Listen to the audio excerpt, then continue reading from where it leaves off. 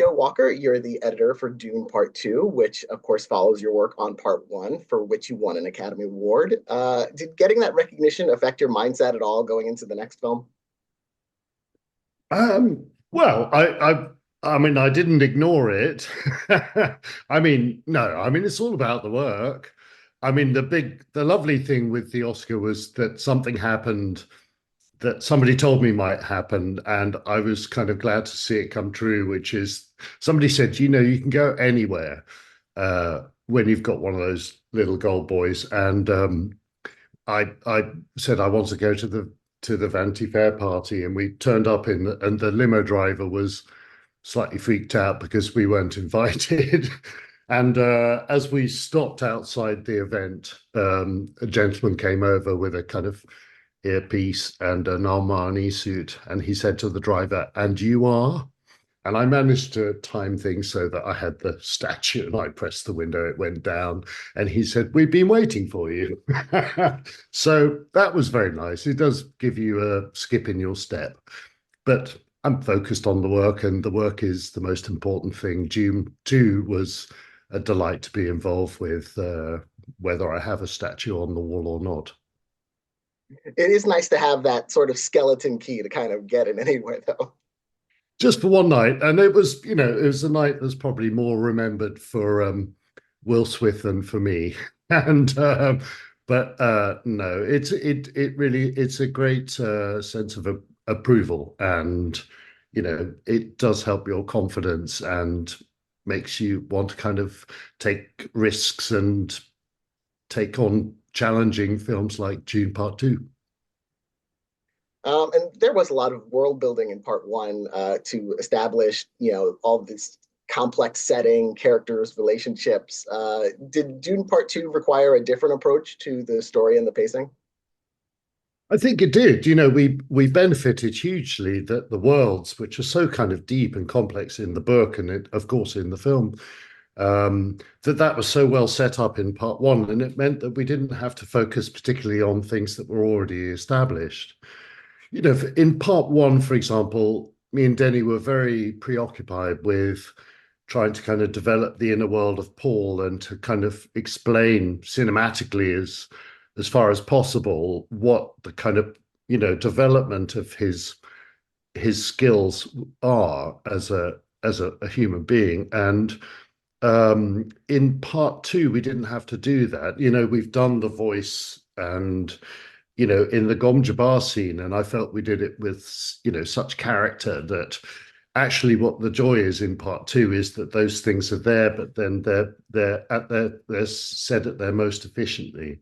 But it meant that we could lean into the epic battle of Part 2, and to focus in more, I suppose, on the action and the adventure and the big emotions, the kind of huge human emotion on little intimate scenes contrasted with the epic and the landscape. And that felt like a different challenge, of course, belonging to the same family and really behaving like Part 2 of a film. And when you do have those, contrasting elements, you have the intimate character stories and the big spectacle moments. Like, how do you balance that from, just keeping this unified pacing and energy going throughout the film? Well, it was, I always think that, you can have the best fight sequence or battle scene in the world, but if you don't care about the characters, then you've got nothing. And so, in a way, the most time that I think I spent with Denny normally, sits behind me on a black sofa over there with a strong coffee. We probably dug into the intimate scenes, the little scenes in the scenes between Paul and his mother, the scenes between Paul and Stilgar, and definitely the scenes between Chani and Paul. They really were they attracted the most of our discipline. The action scenes, of course, are a huge VFX effort, and that is its whole different thing. And but in a way, it was trying to kind of get the contrast. We've got a film where you go from a tiny little desert mouse sniffing around a straw poking out of the sand, and in the background, this giant Harkonnen iPhone arrives to harvest spice, and it was always going to be a film contrasting the two. The main thing we got to play with, I suppose, is really digging into the Fremen culture and explaining the stakes very highly for Paul. The careful trajectory of the edit is to kind of take Paul from a total outsider, very vulnerable, who's lost his tribe, the Atreides are no more, and he's in a very vulnerable position with the Fremen, and in the company of his mother, who has her own very dangerous agenda. So it was always sort of trying to chart that to him becoming a messianic figure and um, becoming a leader amongst the Fremen. And, many of the changes that we made were really to kind of streamline that big, tectonic plate moving towards the moment where he becomes, very equal and, if not above, in his endeavor to save the Fremen. And how complicated is it, the work of editing, any film really that has so many visual effect shots? It's a little bit like you have a jigsaw puzzle, but it arrives one piece per day. And it's the great thing with Denny is that the amount of planning that he and his team put into these things, right from the before the shoot, I was cutting storyboards together just to get a sense of the pace and what I could do to play with the rhythm, something like the sandworm sequence. Um, I was laying sound effects in there. I was trying to kind of get the sense of the pulse of that sequence way ahead. And then, of course, there's previs, which is very, very developed now for those kind of standout sequences where there's a very large CGI element, such as the worm. But the worm ride, for example, was shot, the best part of him trying to stand up on the back of a worm was shot in Hungary over 44 days. And you would often get, you know, two shots a day. And, they were constantly finessing. So you had to kind of show where it was in context and see whether it was working and joining together and what you could lose and what you needed more of. And so that was constantly working with Denny in the studios. Whenever he had a free minute, he'd come over to the cutting room and we'd work together and pick a take and see how it fitted together. It's kind of elaborate process, but I benefit hugely from the vision of the filmmaker here. Denny's vision for that scene was very precise. And, the great thing I love, this is something we did a long time ago on Blade Runner, was I remember that they spent a year doing the shots of Rachel, which was a face replacement. Nowadays, I think the technology's moved on, but even only a few years ago, it was an unimaginable amount of work to get the quality of the shots that we did. But I do remember right at the end, Denny came into the cutting room and sat on the sofa, having been with VFX department for an hour. And he said, "Look, can you cut this as if they're dailies? There's always you want to bevel off some of the edges where, of course, the animators and the VFX team want to put as much character into it. But let's just treat it as if you just received those as dailies and let's cut it again." And I always love that approach. He's trying as far as possible to make this extravagant landscape and extravagant story documentary real. And when you're spending so much time with a film and the footage, as you do while you're editing it, is it ever difficult to finally put it down? Like, is there always something more you can think of to work on or refine?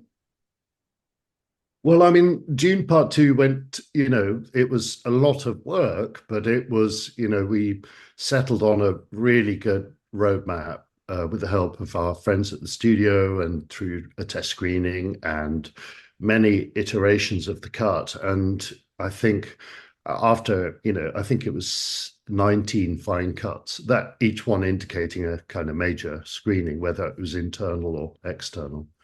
And I suppose it took that process to get to something where the roadmap was kind of insanely good and we were thrilled with it. So it was a lot of work, but actually, in the cutting room, you're in the still point of the turning world of all the beautiful departments who are doing just this. It's a front row seat seeing this incredible work, even, from the concept art through to the performances, particularly, things that surprise you. Javier Bardem and Timothée and Zendaya just gave us such delicious things, and Austin, who was a big surprise to me. You go through all those processes and sort of, sit in the middle of that. And I bring a background in composing and sound work. So I'm very, very involved, as Denny is, in shaping the pattern of the film, which is very much reflective of that idea of contrasting almost silence with, huge battle scenes that are filling up the bandwidth. And when you put on the music element, it's another part of the process that we're in the middle of. So it's there's always more you can do, but I felt very proud when I went to see opening night at the Grauman Theatre down the road, and it was, I felt the audience reaction was perfect. It was, nobody was sitting back. Nobody was distracted. It felt like, although it's, the duration of the film is long, it felt like people were gripped and we had them on our side. So, yeah, I think, happy to leave that one there. Were there any scenes that were especially challenging to find the right rhythm for, or sequences that were difficult at all? I've got to say, of course, the sandworm was probably the most challenging of all. And some of those challenges are sort of surprising, both that and the gladiatorial scene, which were both, complex scenes to edit, um, partly because of the nature of how much is yet to come from VFX and anticipating. In brief, if you make a shot too short for the VFX, then it's a big deal for the VFX department. It's a huge amount of dollars, apart from anything else, but it's also an impact on time and schedules.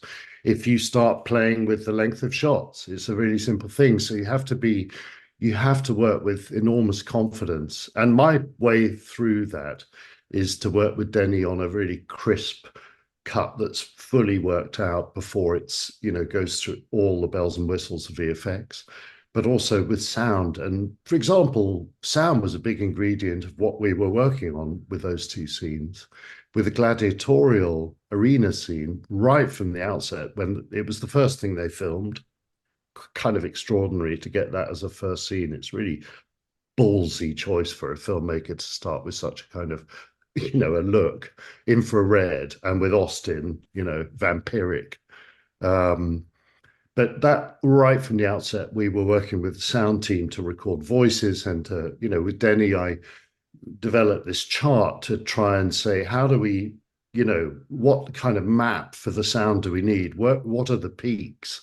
Where is the 10 and where's the 3? How is the crowd reacting? How do we make the crowd, which is invisible in the first cuts of the film? It's the architecture is put in later, but you have to go in there with a kind of clear concept of how agitated the crowd will be at certain points. So we were, yeah, that was a challenging sequence. And the same with the sand ride, of just developing all the sound and trying to find a place not to use music, but to use sound design so that we could leave Hans the space to say something beyond the picture, when he kneels, from a kneeling position to a standing position on the worm is such a kind of key moment where we just like do a kind of dance music trick on the sound effects and EQ, sweep it down, and then up comes this incredible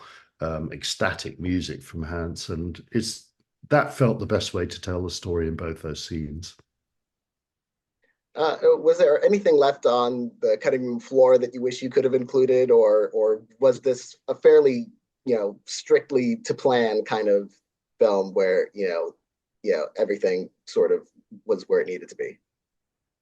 Look, I mean, as typical, the first cut. I mean, every film, the first cut is, longer and you have more ingredients. And it's, you know, I don't have any regrets about what we cut out. I really don't. And it's a bit like, does the sculptor, mourn the loss of marble on his floor? What you're aiming for is the perfect statue, the perfect expression in editing terms of an idea. Um, and, of course, the casualties on the way are heartbreaking. And that might be a performance moment or some dialogue or a shot, that's had a lot of love and planning and care. And, in this, I can't take credit for this at all. But, some of these shots required roads to be built into the desert to shoot them. So it's no small thing to say, in the cutting room, we don't need it. We don't need it. It's better without. We need the momentum here. And I think we have to let that one go. These are heartbreaking. We take those decisions so seriously. But once the film is formed, that's what we stand by. And, no DVD extras. This is the film, and that's what we were working to achieve. Well, I want to congratulate you on your work on this film. And again, congratulations on the Oscar for the first film. Perhaps you will get another Skeleton Key in the next couple of months. And thank you so much for talking with me about This time I'll know where to go. it. Nice to talk to you. Take care. Have a lovely weekend.